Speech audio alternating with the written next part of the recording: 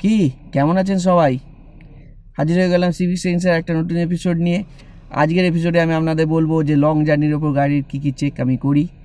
আর এখানে বলে দিই, আমি খুব তাড়াতাড়ি শীঘ্রই কলকাতা ফিরছি। তো কলকাতা ফেরার জন্য একটা লং প্রায় 1100 কিলোমিটার একটা ড্রাইভ হবে।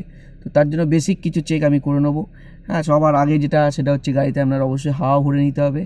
তো 4টে চাকায় কোল্ড কন্ডিশনে, যেটা আপনার বলা হয় যে কোল্ড কন্ডিশনে আপনার যেটা কোম্পানি রেকমেন্ডেড প্রেশার, সেই প্রেশারটা দিয়ে নেবেন।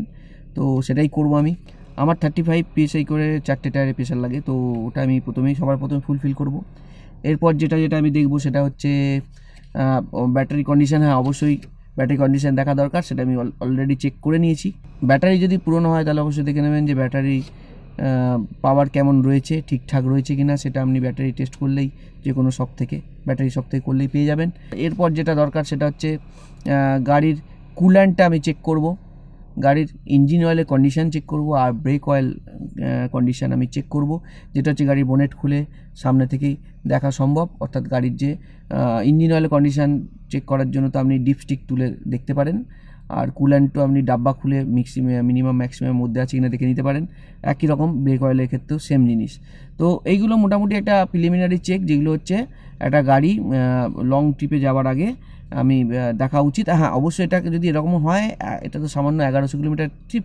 তো যদি আপনার এমন হয়, এমন একটা সার্কেল ট্রিপ আপনি করতে যাচ্ছেন, ঘুরতে যাচ্ছেন কোথাও, যেখানে 3000, 4000, 5000 কিলোমিটার আপনার গাড়ি চালাতে হবে, সেইখানে কিন্তু অবশ্যই আপনি মাথা রাখবেন যে শুধু একদম বেসিকগুলো করলে হবে না, এর সাথে সাথে আপনার টায়ারের কন্ডিশনও দেখে নিতে হবে।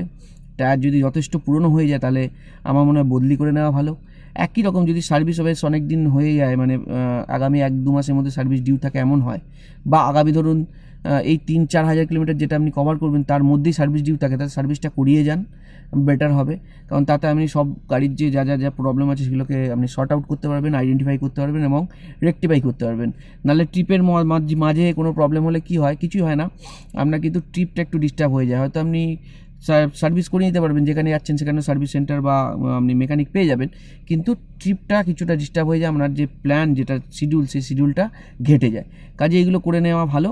আর গাড়িতে যদি লং ট্রিপে যান, গাড়িতে একটা টোয়িং কেবল আর একটা জাম্পার কিট থাকা উচিত। সঙ্গে একটা পাংচার রিপেয়ার কিট অবশ্যই থাকা উচিত। এই বিষয়গুলো নিয়ে আমি পরবর্তী একটা ভিডিও ডিটেলসে আলোচনা করব।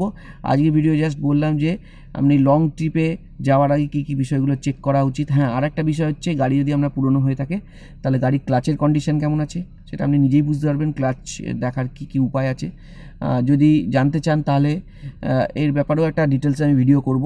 একটা ব্যাপার, এর সঙ্গে সঙ্গে আপনার সাসপেনশনটাও চেক করিয়ে দেবেন। যদি সাসপেনশন থেকে খুটখাট আওয়াজ হয়, বা আপনার মনে হয় যে সাসপেনশন অনেকদিন পুরনো হয়েছে, একটু গাড়িতে আওয়াজ যাচ্ছে, একটু গাড়ি দুলছে বেশি, তো আমার মনে হয় যে সাসপেনশনের কম্পোনেন্টগুলো চেক করা উচিত। সাসপেনশনের যে রাবার বুশ যদি যথেষ্ট পুরনো হয়, 6-8 বছর হয়ে যায়, তাহলে কিন্তু আপনার চেঞ্জ করিয়ে নেওয়া বেটার। কারণ বুশ এমন কিছু খরচা পড়ে না, রাবার আইটেম তো একটা ওর লাইফ আছে 6 থেকে 8 বছর।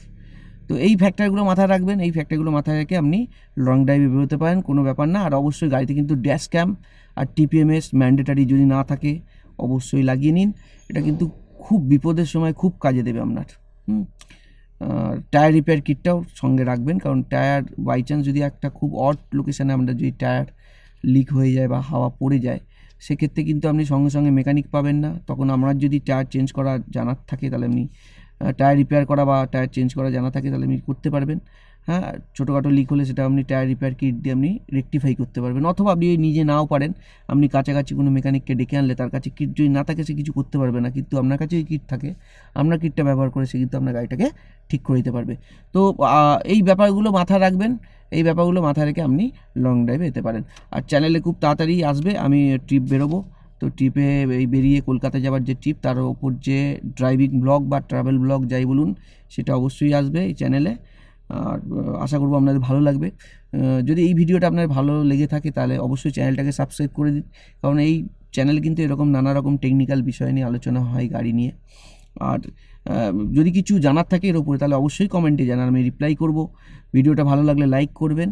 আর আপনাদের কোনো বন্ধুবান্ধব বা পরিচিত যারা লং ড্রাইভ করে এমন যদি কেউ থাকে, তাদের জানকারি করার জন্য বা তাদেরকে জানানোর জন্য আপনি এই ভিডিওটা কিন্তু তাদের শেয়ার করতে পারেন।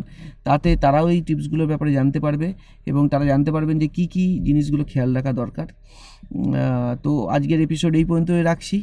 সবাই ভালো থাকবেন, সঙ্গে থাকবেন। ধন্যবাদ।